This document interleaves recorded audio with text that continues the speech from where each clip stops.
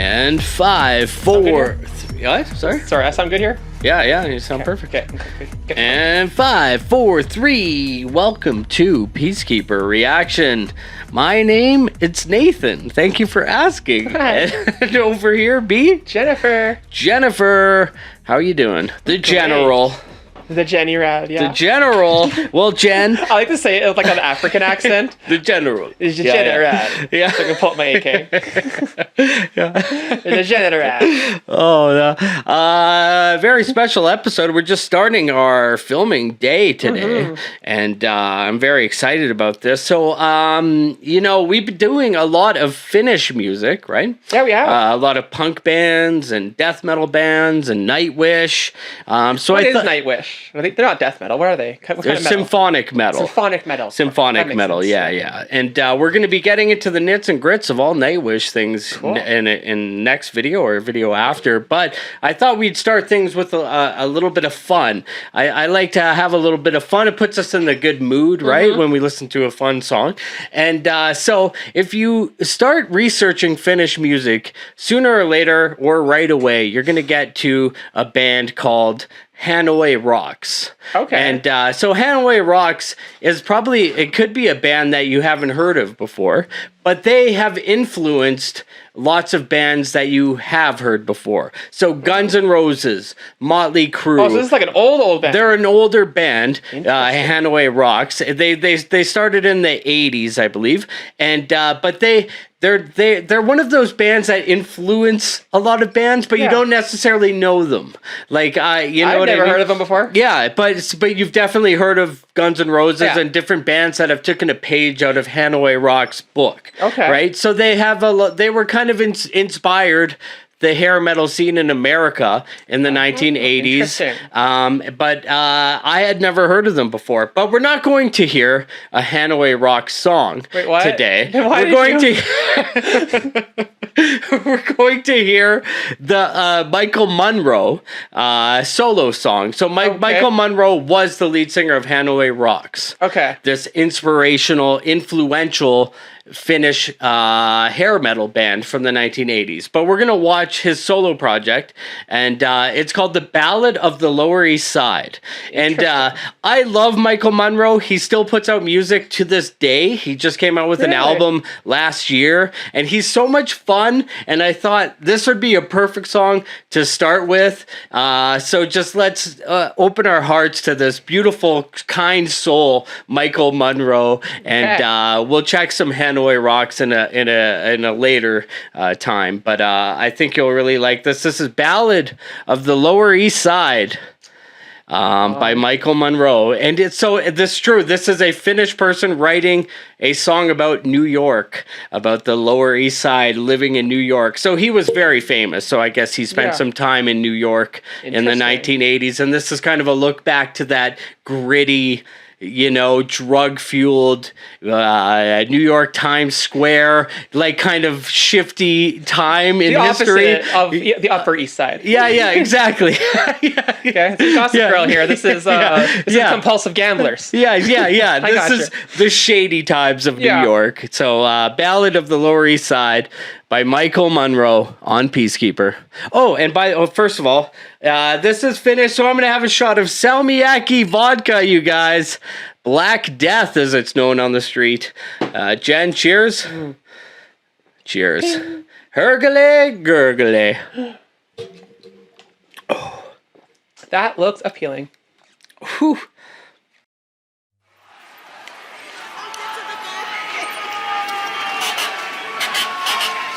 Things are different today. Back in New York, I lived down on 3rd Street way back in the day. There were junkies, pimps, and whores. Hallelujah. Now it's squeaky clean. There's no place left to stay.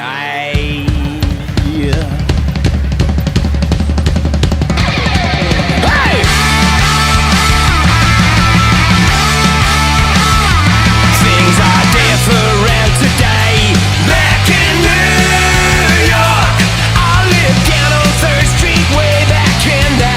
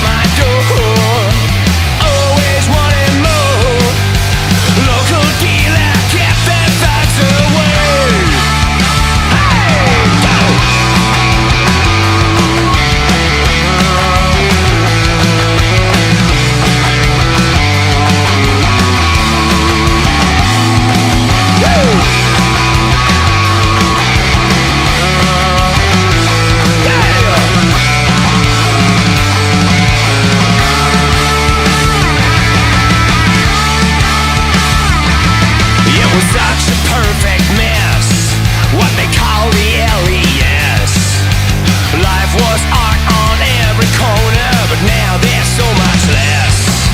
There's Wi-Fi in Tompkins Square, but ask me if I care.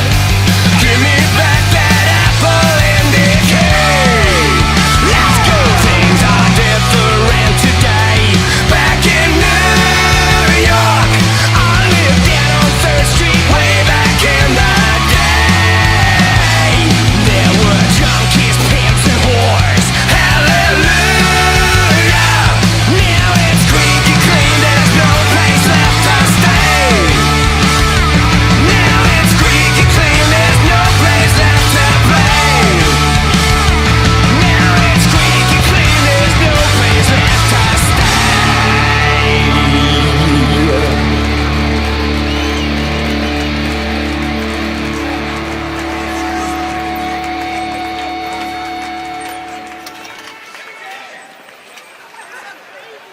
That was awesome. How have I never heard these guys before? Yeah, right? It's like right up my alley. It's so... What is this? It's so good, and It's upbeat. and it has a great message. I think there's something to this thing about like poverty breeds good art.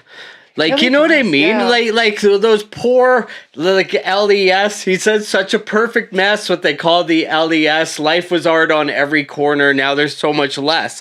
So like we know very well living in Calgary. It's kind of a like clean city. Yeah. Like, you know what I mean? Sort of. There's no garbage, but a lot of graffiti. Yeah, but like I don't know, it's like we do have a lot of crime and drugs and shit, especially but who like doesn't though, right? Yeah, but like there's something about the cops always being able to bust people for loitering and shit. You know what I mean? Like they have so many bylaws in Calgary. It really kills the scene, the feel of the scene, and then you get this kind of clean like scene, rock scene, which is no good. Like there's something in like I love that. Like there was junkies, pimps, and whores. Hallelujah. Yeah, those of us who struggle have a good time. Yeah. And those are characters, and those like come with having a city that has character. Like, you know what I mean? That like Times Square. You go to Times Square now, it's very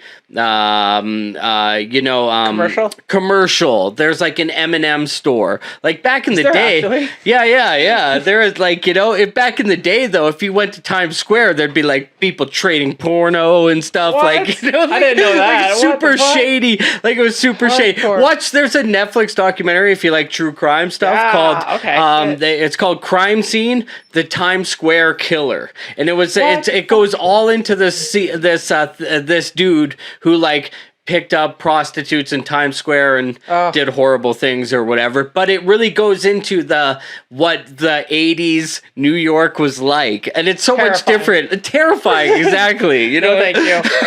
I'll keep our nice clean city. Yeah.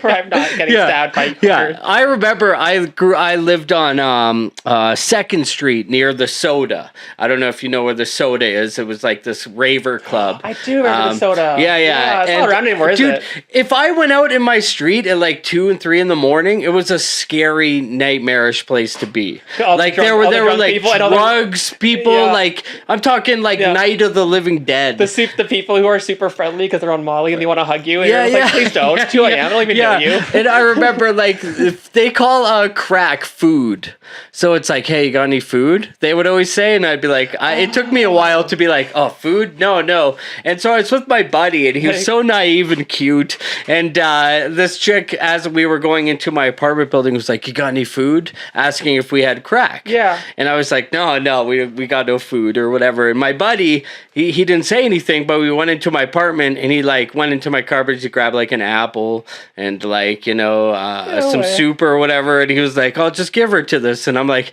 dude, she doesn't want food. That's adorable that you're putting together a little kid, but she's gonna throw it at your face if you try to say I got food and you try to give her. She's gonna reject food. it. She doesn't want food, you idiot. She's gonna look at you and like, hello. Yeah, but that was such a sweet thing. Like, I'll get some fruit and I'll put it in a little stick. Hey, you gonna carry it out?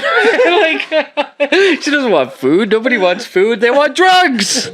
Anyways. I love this. Michael Monroe. We should check out some Hanoi Rocks. Yes. We'll need some people in that comment section to help us with that. But yeah, any final words, Jen? This was awesome. Keep bringing it on. I want to hear more of these guys. All right. Well, we've got lots of fun stuff to get to. So stay tuned for that. For Peacekeeper, I'm Nathan. That's Jennifer. Play safe. I can put my arm back on. You cannot.